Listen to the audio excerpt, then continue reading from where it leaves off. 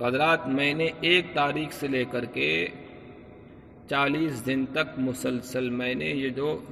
واقعات کربلا کو بیان کیا، اور واقعات کربلا کو میرا بیان کرنے کا مقصد یہ نہیں تھا کہ میں کسی قوم کو، کسی خاندان کو، کسی خانقاہ کو نشانہ بناؤں اور پھر میں اپنے مرید کی تعداد بڑھاؤں، میں اپنا نام کماؤں، نہیں، میرا کہیں کوئی یہ مقصد نہیں ہے، بلکہ میرے اوپر جو ذمہ داری ہے، عالم ربانی نہیں ہوں میں ایک ادنا سا غلام ہوں نبی پاک کا۔ تو ہر ایک انسان کو، طالب علم کو یہ واجب ہوتا ہے، لازم ہوتا ہے کہ وہ اپنی قوم کو صحیح بات بتائے۔ میں نے اہل سنت والجماعت کی عوام کا نمک کھایا ہے، میں نے اپنے بحیڑی کا نمک کھایا، اپنے قوم کی زکوٰۃ کھائی ہے، قوم نے مجھے زکوٰۃ کھلائی، اگرچہ میں نے پاک کر کے کھائی ہے۔ تو میں اب ایک بات اور بھی کہتا ہوں، میری یہ بات جہاں جہاں تک پہنچے، خدا کرے آپ کو اور مجھ کو اس بات کو سمجھنے کی توفیق عطا فرمائے اللہ، ورنہ وہ دن دور نہیں ہے کہ اللہ پاک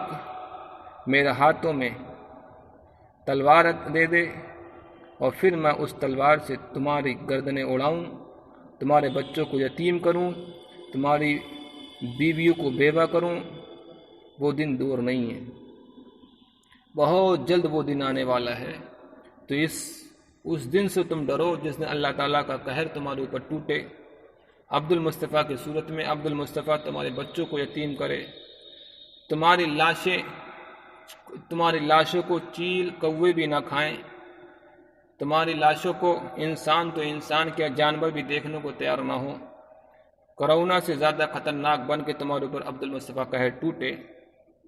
تم اس دن سے ڈرو، کیونکہ شریعت کے اندر اب تمہارے لیے جہاد جائز، تم سے جہاد کرنا جائز ہو چکا ہے۔ تو اب شریعت میں 3 ہی طریقے ہیں، کوئی برائی اگر اہل سنت والجماعت میں پیدا ہو جائے تو اب اس کو ختم کرنے کے 3 ہی طریقے ہیں۔ نمبر 1، یا تو اس برائی کو تلوار سے دور کر دو۔ نمبر 1، پہلے تلوار سے دور کرو، اپنے ہاتھ سے دور کرو، لاٹھی کے ذریعے، ڈنڈے کے ذریعے، اور پھر اتنی طاقت نہیں رکھتے ہو، اگر کسی کو اپنی تلوار سے کاٹتے ہو تو تمہیں بدلے میں مار دیا جائے گا، اس بات کا ڈر ہے، تم ایسا کرو، پھر زبان سے جہاد کرو۔ اور اس بات کا بھی ڈر ہو کہ جہاد اگر تمہارے پاس اتنی ہمت نہیں ہے، اگر ہم زبان سے بولیں گے تو ہمارے اہل سنت والجماعت کے علماء جو کرائے کے بکے ہوئے ٹٹو ہیں، مولویوں کے پیروں کے ٹکڑوں پہ پلنے والے، وہ تمہارے خلاف بھوکیں گے، تمہیں اہل سنت والجماعت سے خارج کر دیں گے، تمہیں وہابی دیوبندی بنا دیں گے، تمہیں رافضی بنا دیں گے۔ اس بات کا ڈر ہے کیونکہ ہندوستان کے اندر یہ عوام اہل سنت بالکل جاہل ہے۔ اگر 100 لوگ اگر مل کر کے یہ کہیں کہ یہ انسان کافر ہے تو عوام بہت جلد اس پہ اعتبار کر لیتی ہے۔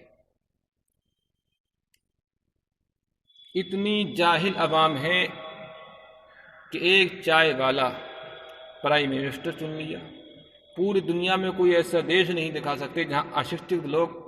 عہدے پا لیتے ہو، مگر ہندوستان ہے جہاں پر اشکشت لوگ، چائے بیچنے والا انگوٹھا چھاپ، وہ پرائم منسٹر بن گیا۔ مگر بن سکتا ہے، ہندوستان میں بنا پڑھے لکھے لوگوں کی کوئی بھی کمی نہیں، اور جو پڑھے لکھے ہیں ان کی کوئی بھی تعظیم نہیں۔ تو اب 100 لوگ اگر یہ کہیں کہ عبد المصطفیٰ کافر ہے، عبد المصطفیٰ وہابی ہے، عبد المصطفیٰ، تم مان لو گے؟ یا جھوٹوں نے جھوٹوں سے کہا کہ سچ بولو، سرکاری پرچار چلا ہے کہ سچ بولو، اور گھر کے اندر، خانقاہوں کے اندر جھوٹوں کی منڈی ہے، اور خانقاہ کے باہر لگا ہے کہ سچ بولو۔ کون بولے گا سچ؟ میرے بھائیو، اگر سچ عبد المصطفیٰ کی زبان سے نکل رہا ہے تو سچ تو بہت کڑوا ہوتا ہے۔ رسول پاک نے فرمایا الحق مر، تبلیغ کرنا دعوت اسلامی کی طرح نماز کی یہ بہت آسان ہے، سنتوں کے رشتے میں لگا لینا، سعودی عربیہ میں، امریکہ میں کہیں لگا لو، لندن میں لگا لو،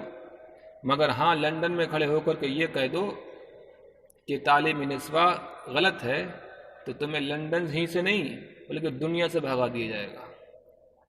تو امر بالمعروف تو نیکی کی دعوت دینا تو بہت آسان ہے،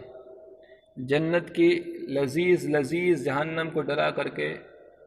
مگر وہیں پر ایک سماج کے اندر ایک برائی ہو اس کے خلاف بول جانا بہت مشکل ہے۔ اس طریقے سے آج ہندوستان اور پاکستان کے اندر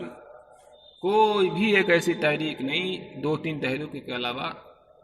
کہ جو مذہب اسلام کے خلاف اٹھنے والی آواز کو دبائیں۔ اور یہ عطار پاگل نے تو پوری زندگی کبھی اپنے زبان سے یہ نہیں کہا کہ وہابی غلط ہیں، شیعہ غلط ہیں، رافضی غلط ہیں، بلکہ وہ تو کہتا ہے مجھ کو پوری دنیا کو اصلاح کرنی ہے، اپنی اور پوری دنیا کی۔ اب بھائی وہ اصلاح کا مقصد نہ جانے کیا نکالتا ہے، اصلاح کا مقصد یہ تو نہیں ہے کہ لمبے لمبے جبے، لمبے لمبے صافے ہیں، جتنے بھی یہاں پر ممبئی کے اندر، گجرات کے اندر فیکٹری چل رہی ہیں کپڑا بنانے کی، وہ سب کپڑے پہنوا دینا۔ سنی لون، میاں خلیفہ، ابھینیتا، ہندوستان کی، پاکستان کی فلمی ایکٹر، اور جتنی میڈیا کے اینکر جی عورتیں ننگی گھوم رہی ہیں، ان کے سروں پہ دوپٹہ نہیں، ان کے دوپٹے جو بھی پھینک رہی ہیں، دوپٹہ سرک رہا ہے، وہ دوپٹہ اوڑھ ہی نہیں رہی ہیں، تو دوپٹہ جو پھینکا ابھینیتاؤں نے وہ سب اوڑھ لی اتاریوں نے۔ تب اس دوپٹہ اوڑھنے کے بعد میں سنت کو زندہ کیا، اس کے ذریعے سے اصلاح ہو گئی۔ اتنی شرم آتی ہے پیر جی کو، مگر وہیں پر دنیا انسانیت کو برباد کرنے والا موبائل، اس کو ہاتھ میں لیتے ہوئے شرم نہیں آتی ہے۔ یہ ہے گمراہ پاگل بنا دینا۔ ارے ساری برائیوں کی جڑ موبائل ہے، چاہے دوپٹہ اوڑھ کر کے نماز پڑھو، دوپٹہ پھینک کر کے نماز پڑھو، ہاں اگر موبائل جیب میں رکھ کر کے نماز پڑھو گے تو تمہارے دل ضرور گندے ہو جائیں گے۔ بہرحال اس نے کسی سنت کو زندہ نہیں کیا، اس نے صرف اپنے بھگت بگانے کا کام کیا ہے۔ تو پھر دیکھو، اللہ سے توبہ کرو، اللہ سے ڈرو، اور جو برائی سماج میں ہے اس کو ختم کرنے کا۔ تو حضرات، زبان سے بولنا یہ بھی بہت مشکل ہے، حق بات زبان سے بول دینا بہت مشکل ہے، اتنا مشکل ہے میرے بھائیوں۔ ہندوستان میں حکومت کے خلاف کوئی سچی بات کہہ دے تو کالا کوٹری کی سزا، تو سچ بات کہنا بھی، مگر ہاں اس سے ایک اور دل کی بات دل میں ہے کہ اگر کوئی انسان زبان سے نہیں بول پا رہا ہے تو دل سے برا جانے، مگر ہاں اتنا ضرور ہے جو انسان دل سے برا جانتا ہے تو پھر وہ دوسرے کو برائی کی طرف لے جانے والی دعوت نہیں دیتا۔ مگر یہ ان کا اتنا بیکار ایمان ہے تاریوں کا، منہاجیوں کا، کہ یہ تو دل سے بھی برائی کو برا نہیں کہتے، کیونکہ اگر دل سے برا جانتے ہوتے تو پھر یہ اپنی مجلسوں میں عورتوں کو نہیں بلاتے، اپنی مجلسوں میں ریاکاری نہیں دکھاتے، اپنے مجلسوں میں یہ کیو ٹی وی، پھلانا ٹی وی، یہ لمبی لمبی نہیں لاتے، بڑی بڑی ٹی وی یہ نہیں لاتے، بلکہ یہ برائی کو دل سے برا جانتے ہیں، نہ زبان سے رد کر سکتے، اور ہاتھ سے تو کسی صورت میں کر ہی نہیں سکتے۔ تو اب پتہ چلا یہ دعوت اسلامی کے مبلغ نہیں، سماج کے اندر سب سے بڑا جو برائی ہے، سب سے بڑی برائی وہ ہے موبائل، اور موبائل کو انہوں نے اپنا لیا۔ تو برائیوں کو اپنانے والا کون ہوتا ہے؟ شیطان ہوتا ہے۔ اس لیے میں نے کہا کہ اے لوگو، یہ شیطان ہے، الیاس شیطان ہے، یہ پیر نہیں ہے۔ ولی تو کام یہ ہوتا ہے کہ ہر کام اپنے رب کو راضی کرنے کے لیے کرتا ہے، وہ ہر کام اپنے مرید کو راضی کرنے کے لیے کرتا ہے۔ ہندوستان میں کوئی ایک ایسا پیر نہیں دکھا سکتے جس نے اپنے مرید کو راضی کرنے